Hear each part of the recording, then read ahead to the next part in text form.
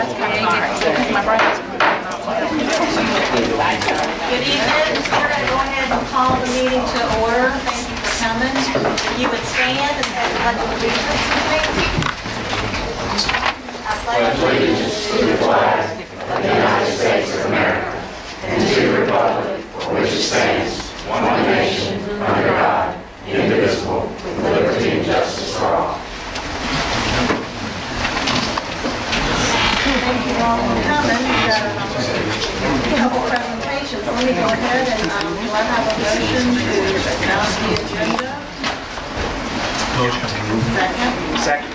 Okay, in front of you is a packet. Have you all had time to review and familiarize yourself?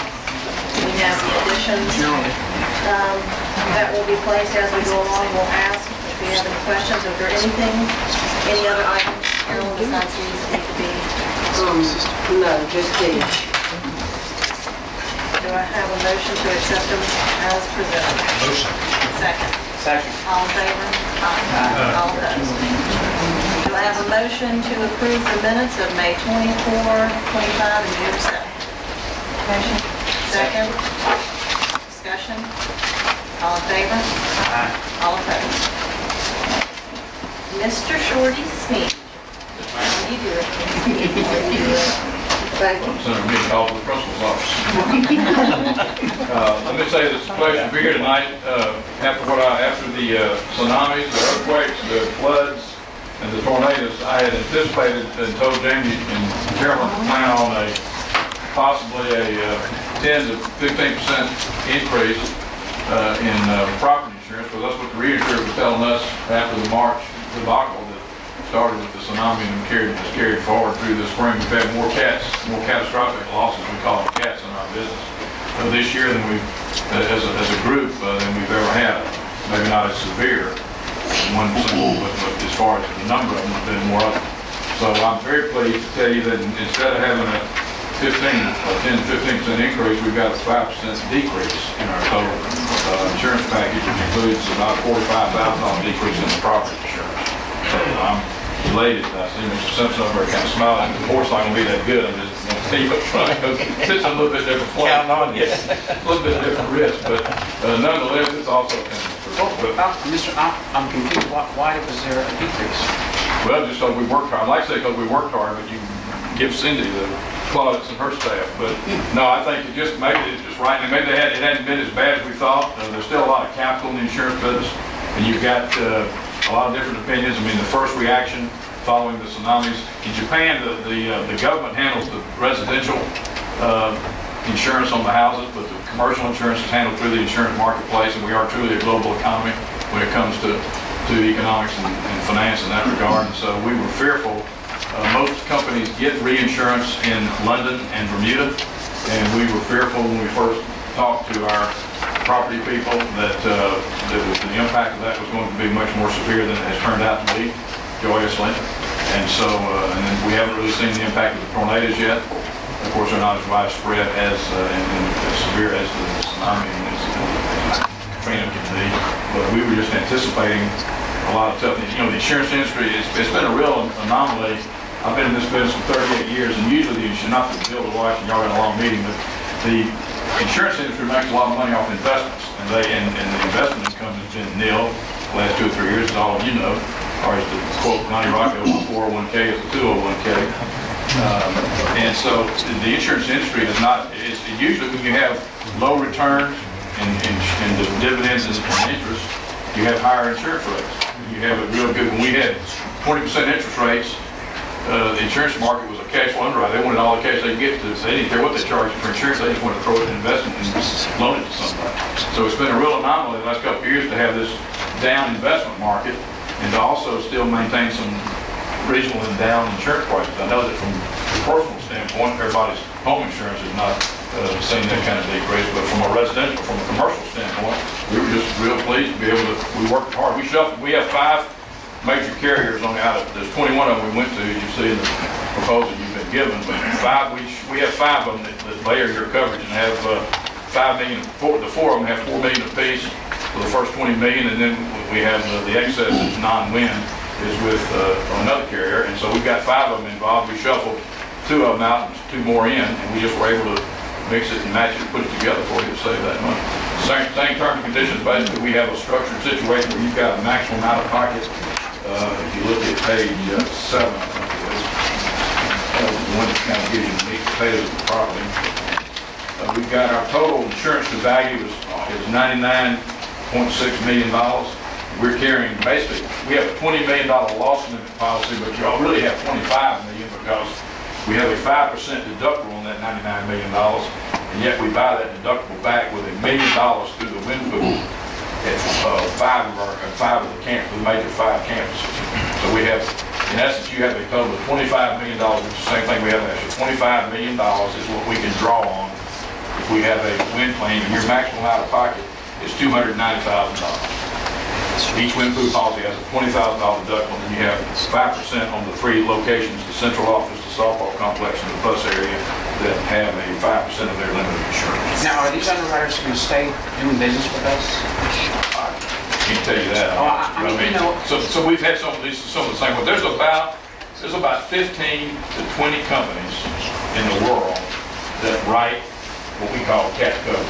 They're interested in writing coverage on the Mississippi Gulf Coast and the other catastrophic places. And they've been here a while? They pretty much are the same ones that have been around since Camille. I mean, post-Camille. This when the whole insurance market really changed with post-Camille. Yeah, well, the only reason I asked is because I know after Katrina that we got some really nice prices from, was it Chinese companies that came? It was Tokyo Marine. Okay, yeah, Tokyo Marine came in, and we rode that horse for 2 years or 3? 2 years, I think. Yeah. And I think I told you at the time that I didn't think it would last, but it was such a good deal that I thought we ought to take it, and by George we did. I mean, I went to New York and met with them, and they wanted to get into business down there, and so no, they decided to pull out, and I can't ever tell you that somebody's going to stay with you forever, but we like to try to be loyal and keep the ones involved, and we've got 3 of the same 5 that we had last year. We've changed 2 of them out just because we got a better deal. But I think all in all, the market is the market. I mean, there's about, like I said, there's about 15 to 20 companies that play in this arena depending on construction, location, and we listed them all in there. We went to all of them, and so I can't guarantee you that they're going to stay in business. They would say this: the ones that are on your risk are used to playing. Tokyo Marine was a newcomer, and they popped in and played for 2 years and popped out. Right. And they didn't have any severe losses with us. They just had a capital. The Japanese economy had There's too much coverage on it. Yeah, they might couldn't get, might not get the reinsurance or what have you. But I think by buying a loss limit, there's no need for you to have to spend the extra money to buy your entire limit. I think the loss limit purchase is a good purchase, similar to what the port does. Quite frankly, they don't buy 100% of the wind and flood. But I think you've got a good deal. There's more than property on this proposal. This is also the time to renew your general liability, your automobile, your school board professional. All those are the same as they have been for the last few years, same markets. The equipment floater was a major change. We went up about $2 million, about 25% didn't we send in as far as the limit, because we added some new equipment, and we actually have full flood and wind on that. So you really have more than you've got $25 million of wind coverage on your property schedule. Plus, what's the limit on our equipment floater? We have full wind and flood on that, do we not? 3 million on the equipment. Yeah. So we basically got 28 million then of wind coverage you can draw on. So I was just real pleased with what we were able to do. Quite frankly, not bragging on ourselves, but I was just didn't anticipate this kind of savings in this market. So I was just real happy. I know. I think Carolyn was too. So I'll make the motion to give Cindy a raise. We really appreciate that. Good. We were very worried about this. Yeah, I was too. I mean, I called them. I think I called y'all maybe the first people I called the day after the tsunami. I said, "Whoa, look out!" So I'm very happy that it turned out that way. So that's our recommendation, is to go with the deal. I'll be glad to entertain any questions on anything else as well. I recommend that we go with it with a renewal premium of $721,011, correct? And that's on page 19. I'm thrilled. I think that's lower than we've seen in a while. I don't think we'll ever get back to pre-Katrina of less than $200,000, but it's better. I have a motion to accept the recommendation? Motion. Second? Discussion? All in favor? All opposed? Thank you all very much. Thank you. Really Really short. And Cindy, I know you did all the work. She did. Thank you, Cindy. thank you. We appreciate it very much. Debbie. I'll take care of it for you. So I got a call. Thought we need to move now. I'll take care of it for you. So it doesn't on my desk.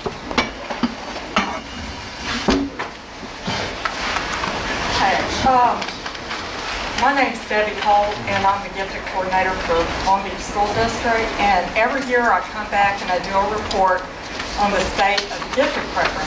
So that's what I'm here for. Each year, whenever I am evaluating the gifted program, there's two different things that I have to look at. One thing is I have to look at survey results from students, parents, teachers, administrators, and community members. And that really is one of the best ways to find out about the success of your program. And especially on the back of the surveys, when parents write long paragraphs telling us how they feel about the program, or students say how much their gifted program means to them, that gives me the best insight as to how good a job we're doing. Also, and school board members, if you would look in the booklet I gave you, the paperclip part, you don't have to take this off right now, but that part is the annual gifted programming standards, and I have to go through each one of those. We have huge documentation binders, and I usually bring those here. I didn't do that this time, but if you want, I can bring them for the next meeting, but it's very time consuming gathering up all the documentation, and I have it all on my dining room table. And I've had it there for the past month. But anyhow, we have all kinds of documentation. You can see all the different standards that we have to meet. And if you look on this next page here after the paperclip part, this is a narrative that explains the results of our surveys.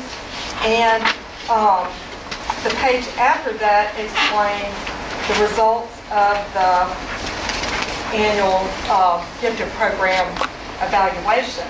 And this year we have a 3.9, which is exactly what we had last year, 3.9.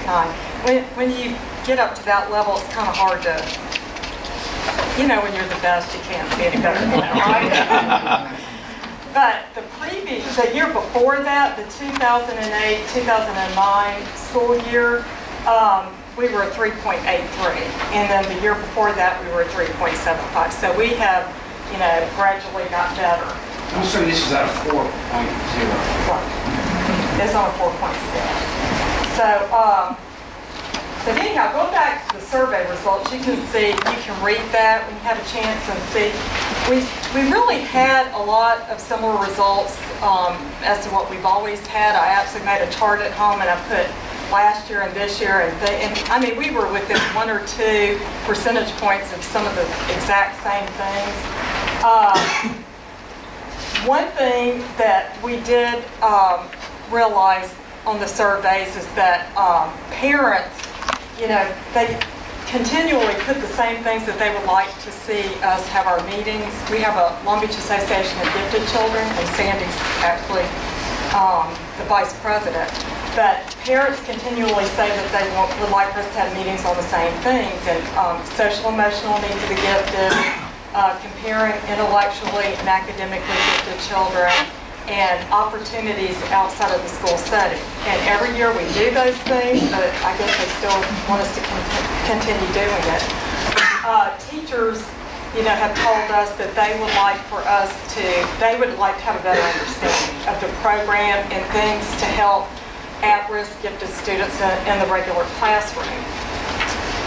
This year we've already talked with Mr. Sims about it, and we're going to be talking with the other principals about coming at the beginning of the school year for staff development with the teachers so that we can go through and explain some things. We have something new in place. We're really going to have to be careful with the regs and with these gifted programming standards, because with SATs this year, with the accreditation, there's a new accountability standard, and it ties in with gifted education. And it's really there to protect gifted education, but we have to make sure that we're following all the gifted regulations and all the programming standards.